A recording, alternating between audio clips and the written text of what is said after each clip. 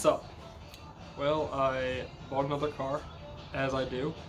It's behind me. It is a 50,000 mile, one owner, 94 MR2 turbo. Uh, let's see, where do I start? I was coming home a few weeks ago and it passed me on the road, Route 100 here in Pasadena. And I was like, man, it's a really clean car, wow. And then I turned into my neighborhood, and it was right there at the top of my neighborhood. Now, our neighborhood's back in the woods a little bit, and there's maybe only 16, 17 houses. And it was at the top at the mailboxes, and this woman got out. She was like in her mid-40s or so. I pulled down right at the top of the neighborhood. There's like one road that branches off to the left, and there's only 3 houses back there, and then the rest are along the main road, and as it goes back every couple of acres.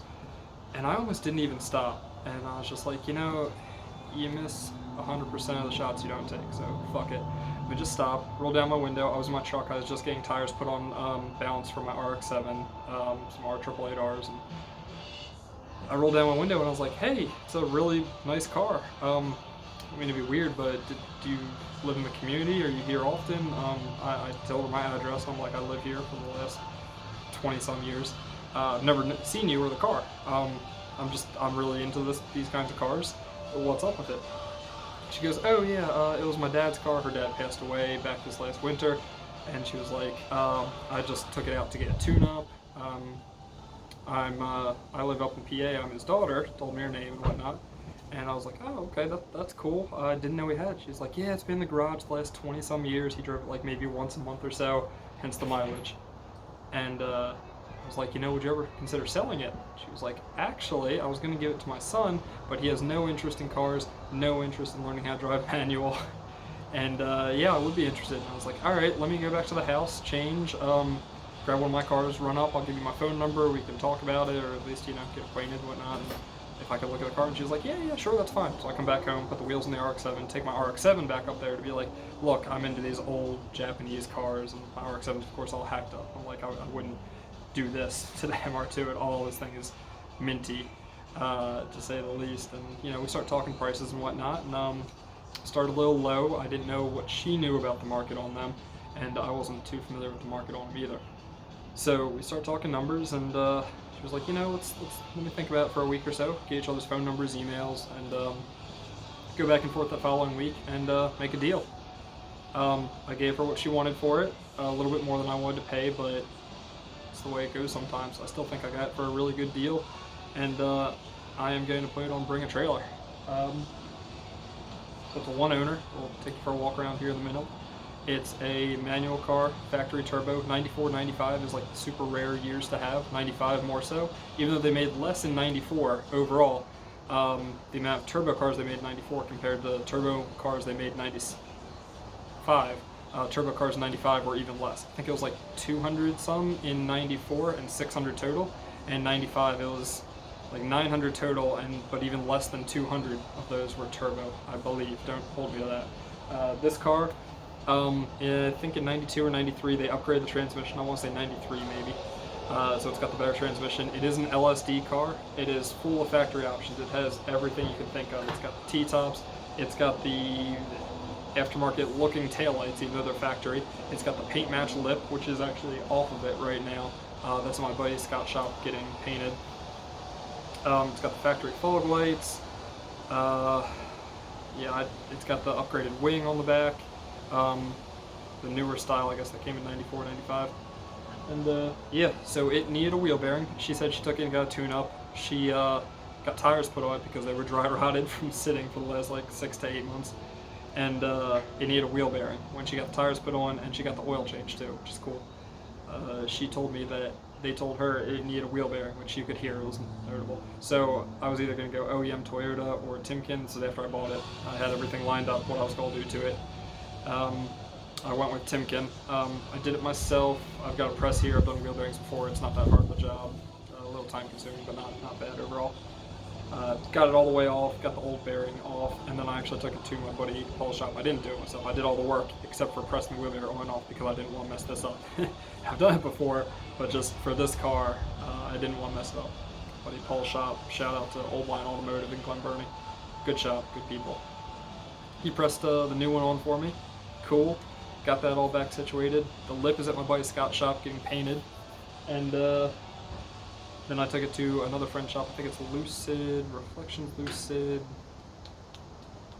Sorry, Mark, I don't remember the name of the company. It's Lucid something. If you look on my Facebook or my Instagram, you'll be able to find it. He's been tagged. He did a full paint correction, stage 1 paint correction. It does like a buff and polish and all that, and then interior detail, exterior detail, of course, and then he cleaned up the engine bay as well. I'll show you all that. So the only thing I'm waiting for is to get the front lip back right now. And then there's a couple like dime-sized dents all over it because they weren't really car people that had it. He just kept it inside the garage his whole life. Didn't really ever wash it, maybe once a year, maybe. But otherwise they just kept it in the garage and didn't drive it, which is why it's in such good condition. There's definitely a fair amount of scuffs and scratches on it all around. Which I mean, for not being a car person, it's kind of understandable. It gets bumped in the garage with recycling bin or whatnot.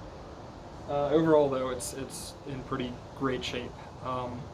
After I did the wheel bearing, started driving it, it was breaking up on me in boost, and then when you would come to a stop, it would idle down super low, like 400 RPMs or so. It seemed like it would want to stall. It didn't, but it seemed like it wanted to. So I did a tune-up, what I consider. I did spark plugs, wires, air filter, fuel filter.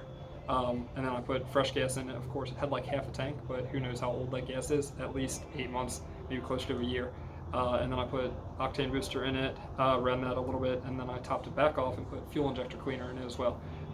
Since doing that and the spark plugs, the plugs looked original, honestly. I kept all of that, and fuel filter, wires, it runs perfect. It runs like fucking mint, which is really cool. I kind of like driving it. I've put about 100 miles on it now. I'm waiting to get the lip back, get those couple of little dents from a paintless dent repair guy done. There's like 4 or 5 of them around the car, just little, you know, pinky size ones. And then I'm going to submit to bring a trailer, hopefully one day next week, and then we'll see what happens. Going to go no reserve and just roll the dice. A couple that went in the last couple of months that were 94, 95s, USDM spec turbos, went for 45, 50, and 51 if I remember correctly, and they all had higher mileage on them. They were in a little bit better shape, but higher mileage. Now this looks like it's got a clean Carfax, but I believe it's been resprayed once, like in the late 90s. It's missing the VIN tag from the passenger side fender.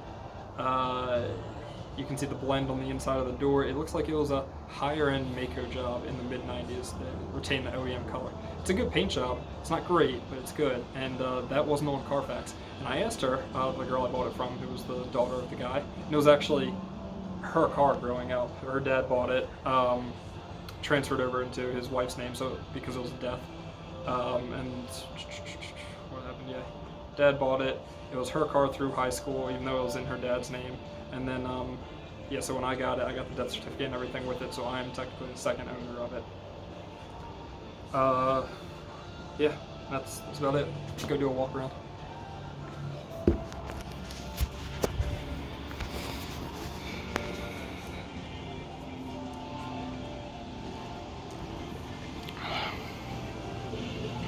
The paint's really cool. In some light it looks blue, some light it looks green. Now the front lip is off of it. I don't know if you can see or not. So this panel's hanging down because I'm waiting to get the front lip back. These guys are on there.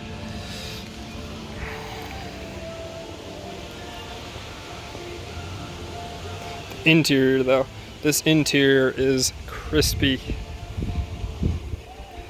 Driver's seat has a couple of cracks in it. That's about it. Look at that. If I can block it. 51,617. Got some fuel line for my Caprice for the LSA swap, and I was over my buddy Cody's house the other day playing M64.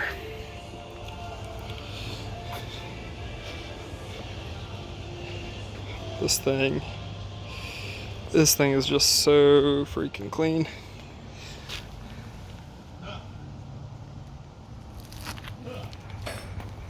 The underside, it's like factory. It's got all the factory shielding, factory catalytic converter, all the covers, everything.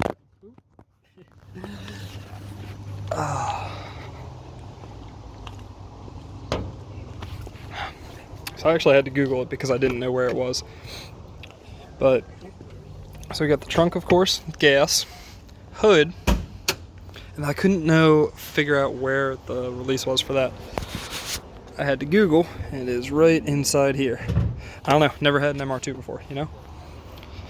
Now, for some reason, well, I think I know why, because Japanese cars, it was on the right-hand side, but the rod for these is over here.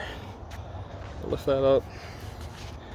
Grab this rod, stick it down, one-handed, right in there.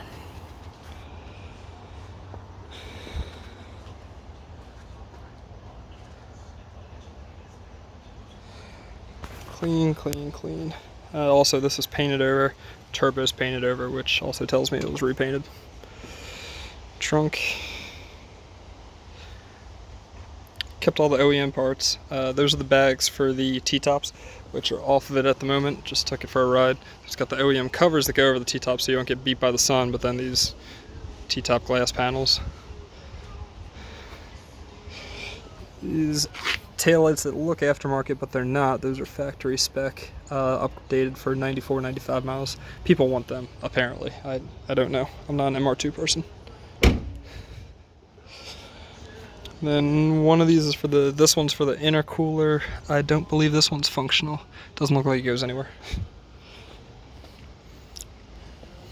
I think these are aftermarket as well, unless the dealer put them on. Not sure. Listen to this crisp door. Oh my god. It's just... it sounds so good.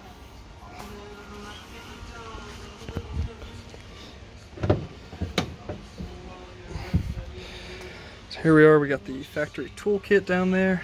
Factory tire. Headlights work. I mean, everything works. It's got heat, AC, you name it.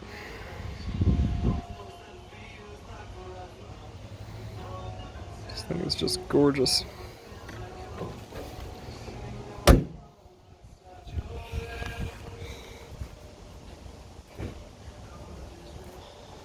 I'm fired up here. Getting ready to pull it in the garage anyway. I did get like 3 keys with it, which is kind of cool.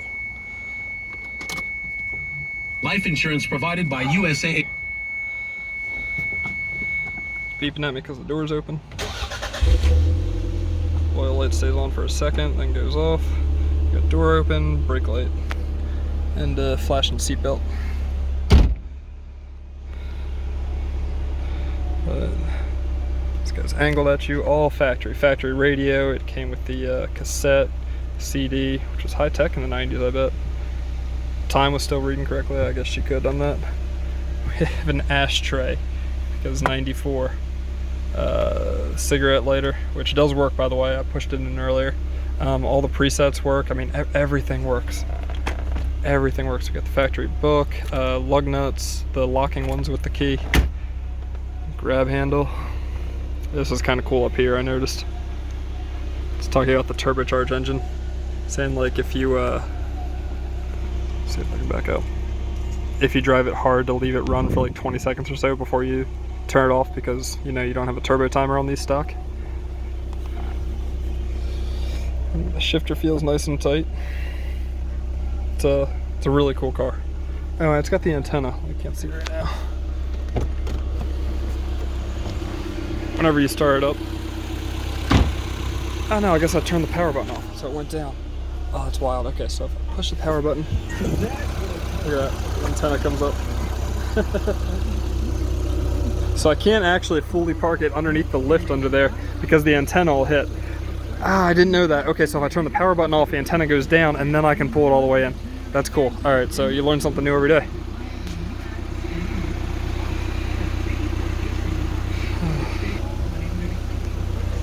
All right, well, that'll do it. Hopefully if it gets accepted, because you gotta submit it to bring a trailer and that's gotta get accepted, and then you get like a couple weeks or a month or so before it hits. But if it gets accepted, you should see it up there in a few weeks, I guess, if I get submitted this week, which I should. So, cool car, but I want to buy a house. Can't keep them all. I'd really love to keep this one. I'm kind of getting attached to it. But if I sell this one, I might be able to keep my A86, which I think I would like more. Maybe not in the long run. Probably be pissed at myself, but live and learn. Thanks for watching.